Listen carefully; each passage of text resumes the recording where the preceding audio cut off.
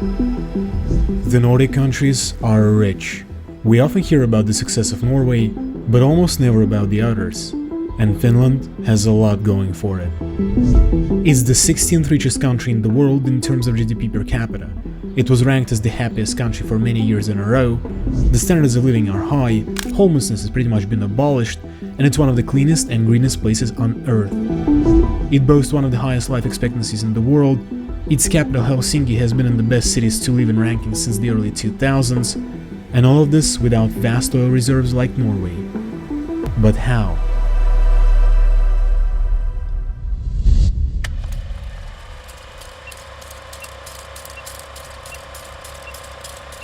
In the 19th century, Finland was, simply put, poor.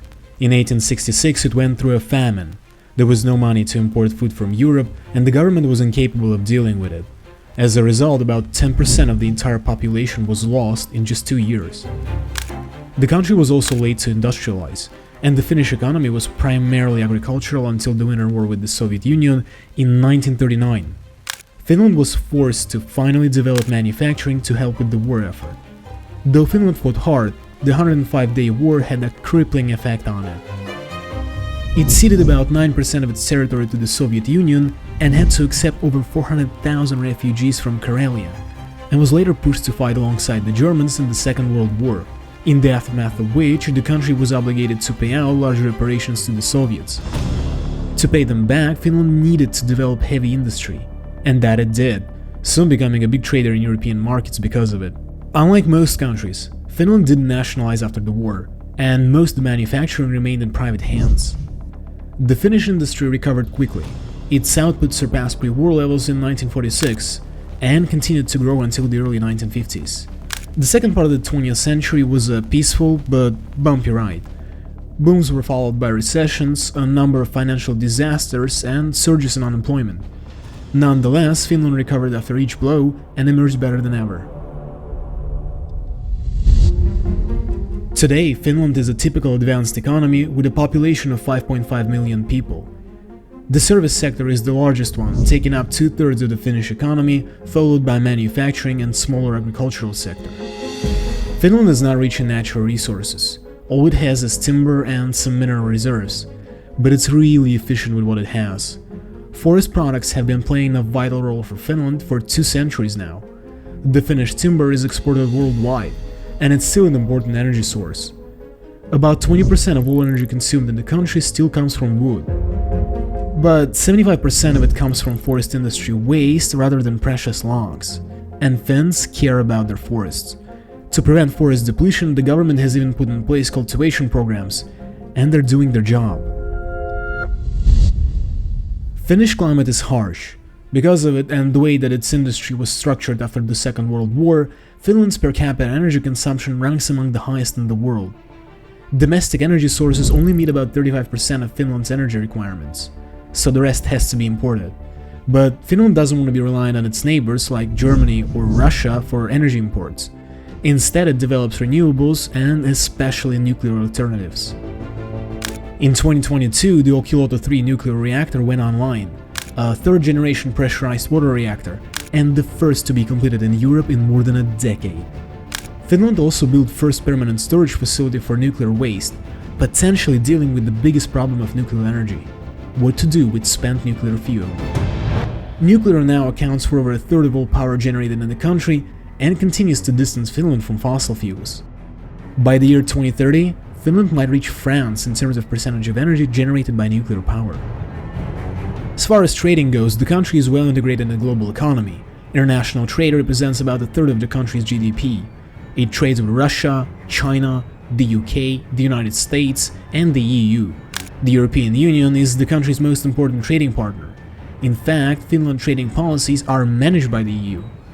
And Finland is the only Nordic country to have accepted the euro instead of its own currency.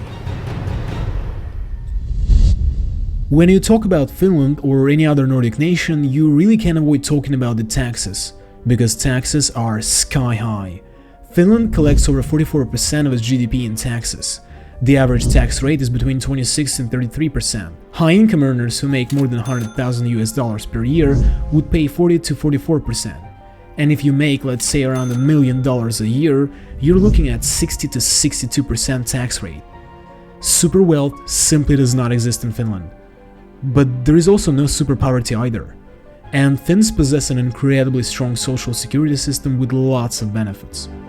Staying in a great hospital for multiple days for childbirth wouldn't cost more than a few €100. Parents are gifted a baby basket with almost all the necessities for the first year of their child's life. Parental leave policies are generous for both parents. Healthcare in general is of the highest quality and pretty much free for everyone. Finland invests in education heavily too, and its education system is not only unique, but possibly the best one in the world. Judge for yourself. The entire education is free, the facilities are amazing, there are almost no mandatory tests, and students are evaluated on grading systems created by their teachers, who all hold master's degrees. Yes, becoming a teacher in Finland is rather difficult. Only those who have been in the top 10% of graduates even get a shot at this. Then you have to earn a master's degree, and only after that are you qualified to be a school teacher. And being one is as respectable in Finland as being a doctor or an engineer. In school, students get to study multiple languages, enroll in mixed abilities classes, pick up a variety of handy skills, and try themselves in different areas. Because Finns think that children should enjoy their childhood, the minimum age for joining elementary school is 7 years old. And by design, school years are also when kids are introduced to the work-life balancing. The students get very little homework and finish almost all of it during school hours, so they get to spend the rest of the day however they please. And the work-life balance is at the core of work in Finland. At this point, it's a part of the culture. You don't overwork, you probably take all of your vacation leaves, and you're not that eager about getting a promotion or fear being fired. High taxes, at least in Nordic countries, allow for a great safety net. You're not at risk if you lose or quit your job for many months. Finns can actually quit their jobs simply because they don't enjoy what they do and need some time to rest and explore other career paths. The concept that is unheard of in most of the world. Piece of our own humanity to be able to walk past another human being that is in such difficult situation. Speaking of things unheard in the rest of the world is almost complete resolution of homelessness. Finland discovered a truly genius solution. If a person had become homeless for whatever reason, they're simply provided with a house. That's right, this housing first approach is way different to what is practiced, say, in the United States, where a homeless individual is first required to jump through many hoops and prove himself worthy of housing in the first place, a process that takes years and still isn't a guarantee of success. Finland chose another path and simply decided to provide housing first and then all possible support for rehabilitation. With state backing, new residential blocks are being built, old ones are being renovated into comfortable homes, and sometimes the government even buys out apartments for that purpose. So far, this radical approach has been successful. The cold weather is highlighting the number of people without housing, and it's not just single men and women struggling to stay sheltered, but families as well.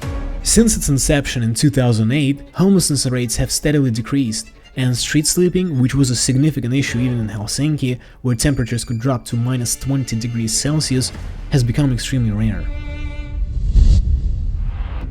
Perhaps the most important thing in Finland's story, something that allowed it to achieve all that in the first place, is low corruption. Are again the main reasons behind the epidemic levels of corruption worldwide. Vast majority, 76% of Europeans, think that corruption is widespread in their country. The European Commission says the level of corruption across the European Union is breathtaking. For many years, the Transparency International Index has ranked Finland among the top 5 least corrupt countries in the world. Public opinion and other global indexes share the same sentiment. Corruption is low in Finland and has always been. In fact, an overwhelming majority of people in Finland do not witness cases of corruption by public officials or institutions in their lifetime. And the corruption that does exist is often attributed to wealthy individuals and corporations. Prosecutors in Greece have frozen all assets of a Greek member of the European Parliament, Eva Kaili, who's been arrested in Belgium accused of corruption. The reasoning for this being so important is this. Even less successful countries than Finland often have good policies, at least on paper. But if a country is corrupted, then their proper execution is simply not possible in the first place. Somehow, at some point, someone will waste funds, embezzle them, or allow blatant incompetence to go unnoticed. And if corruption is really high, no funds at all will ever reach people. So is this it? Is low corruption the real reason why Finland is so successful? Well, yeah, kind of. Its economy is not extraordinary by any means, just like the economies of other Nordic nations. It's not an economic powerhouse, it's not rich in natural resources, it never stacked up on German gold that it never had to return. Finland simply played the cards that were dealt to it, and it did it right. It had its fair share of difficulties, but since it wasn't corrupt, nothing really got in the way of overcoming them.